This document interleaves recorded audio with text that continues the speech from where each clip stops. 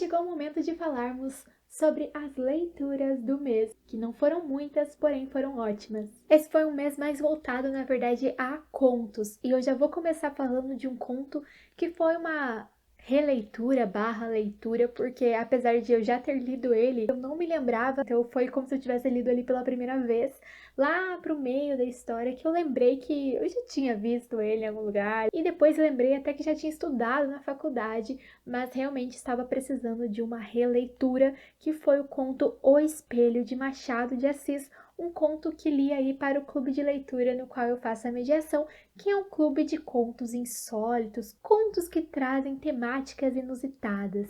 E esse conto, ele é muito interessante, ele é realmente um conto que ele desperta diversas teorias, diversas ideias. Então nesse conto nós vamos acompanhar a história de um grupo de amigos ali que estão conversando, e há um desses amigos que não gosta de participar dessas discussões, dessas conversas deles, mas nessa ele decide participar e ele expõe uma ideia muito diferente, digamos assim, de que cada pessoa tem duas almas, uma alma interior e uma alma exterior. E aí ele vai explicar o que seria essa alma exterior, que basicamente consiste em algo que, de certa forma, infla o ego da pessoa, que dá notoriedade dela, que faz com que ela seja vista, que faz com que ela se reconheça enquanto ela, enquanto ser. E é muito interessante o exemplo que ele traz. O conto vai girar em torno desse exemplo que ele traz, inclusive, para sustentar a sua teoria. E aí eu não posso falar mais, porque é um conto curto, tem 6 páginas, então realmente se eu trouxer mais explicações sobre eles,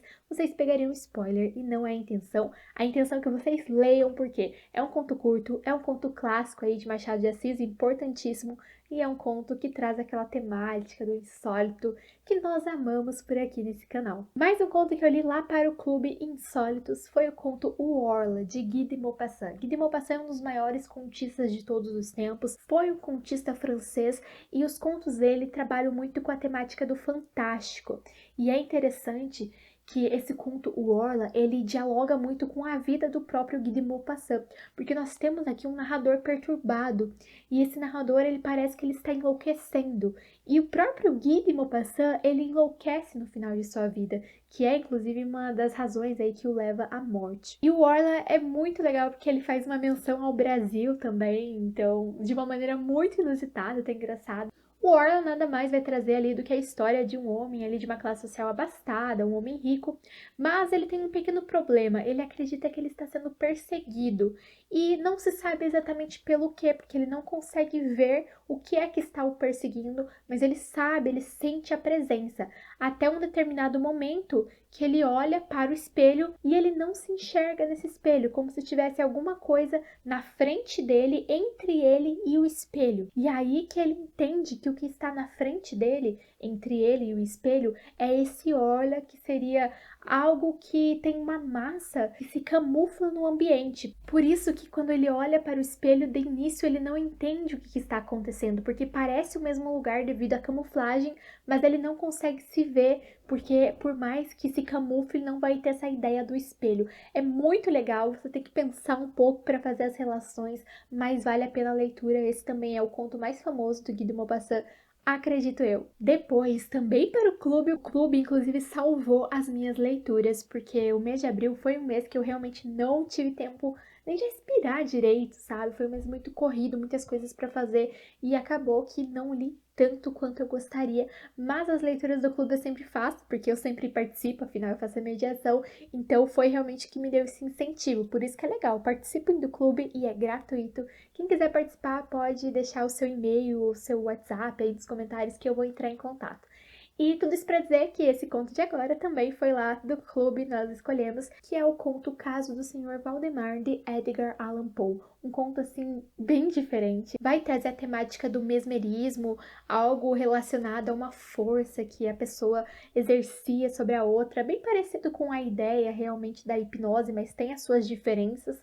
E aí era uma ideia muito forte para a época e que eu não tinha muito conhecimento sobre essa pseudociência, não sei se podemos chamar assim, tendo em vista, enfim, todos os seus deslocamentos, que hoje em dia não se acredita nisso, mas naquele tempo era algo que estava em alta, em discussão. E é engraçado como o Poe consegue trabalhar com tantas temáticas.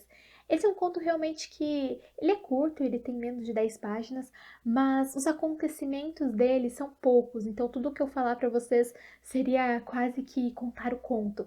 Então realmente fica aí uma dica de leitura, porque esse conto tem um final mas muito bizarro. E aí você passa tipo 98% achando que se você não está entendendo nada, só que no final faz muito sentido e as coisas se conectam muito bem. Eu gosto muito desse tipo de história. E mais um conto que eu li foi o conto A Moça Tecelã, da Marina Colasanti. Eu fiz a leitura desse conto para uma disciplina da faculdade que eu estou cursando, e aí o professor vai trabalhar com esse conto, nós tínhamos que ler aquela coisa de sempre, e foi um conto que eu gostei muito. Eu não sei se eu já não tinha visto esse conto antes, sabe? Mas se eu já li ele antes, foi realmente há muito tempo. Porém, eu consegui ali identificar elementos que não me eram estranhos. É um conto interessantíssimo, Marina Colasanti, que é brasileira, e eu me interessei muito por ler mais contos dela. Inclusive, no ano passado, eu ganhei um livro da Editora Global de contos maravilhosos de Marina Colasanti.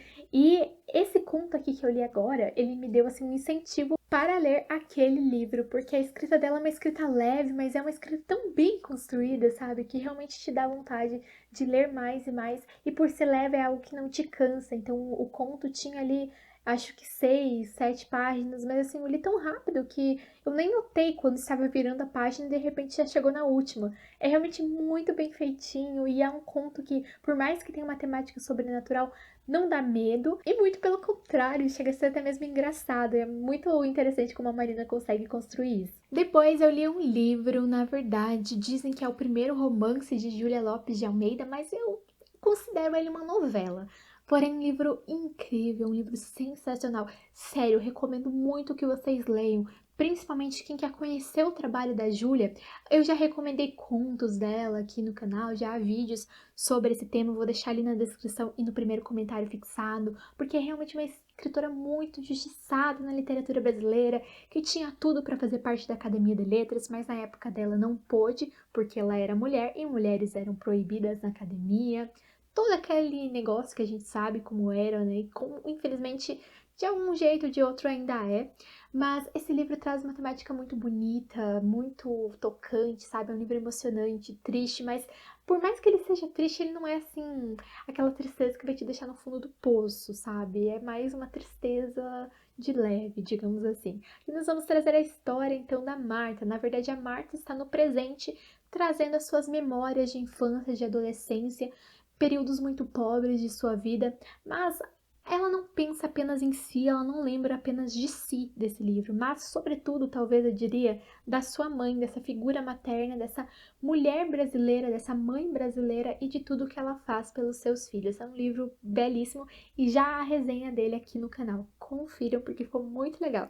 E aí, um livro que eu comecei em março e que eu continuei lendo em abril e ainda não terminei, mas agora em maio eu terminarei, é ele, Drácula, que essa capa aqui não é tão bonita assim quanto essa parte aqui interna do livro, que é perfeita, olha só isso. Gente, tem vários Dráculazinhos aqui, morceguinhos, e aqui essa parte. Ai, eu fico apaixonada pela edição desse livro, sério. É da Pandorga e eu já fiz um book tour mostrando melhor a edição. Vou deixar ali no primeiro comentário fixado. Pra quem não sabe, um book tour nada mais é do que um passeio pelo livro, mostrando a diagramação, capa, contracapa, detalhes. Pra quem quer saber mesmo, assim, qual edição comprar.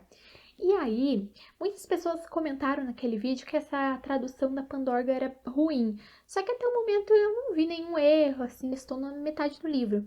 E aí você pode pensar que eu estou demorando para ler o livro porque ele é um livro ruim. Errado. Esse é um livro, nossa, incrível, sensacional, perfeito. Eu realmente queria ficar lendo ele o dia inteiro, mas esses meus dias aí estão muito corridos. Mês de abril foi um mês que eu apliquei prova para praticamente todos os meus alunos, e eu tenho muitos alunos, e além de aplicar a prova, eu tive que corrigir as provas, trabalhos e tudo mais. Então a minha leiturinha está ficando de lado, infelizmente. Mas em maio eu terminarei Drácula e aí trarei uma resenha para vocês. Eu acho que eu nem preciso comentar muito sobre o que é Drácula, né? Quem sou eu para apresentar Drácula? Drácula é um clássico da literatura mundial, um dos primeiros livros sobre vampiros. Não é o primeiro, mas é um dos mais importantes, talvez o maior. E é isso, pessoal. Essas foram as minhas leituras do mês de abril e também leituras em andamento, que eu pretendo finalizar aí no mês de maio. E contem pra mim nos comentários qual livro, qual conto desses que vocês mais gostaram, se já leram algum deles, se tem vontade de conhecer algum desses contos, desses livros que eu mencionei, ou seus autores. E vejo vocês no próximo vídeo. Não se esqueçam de curtir esse daqui e também de se inscrever se forem novos por aqui.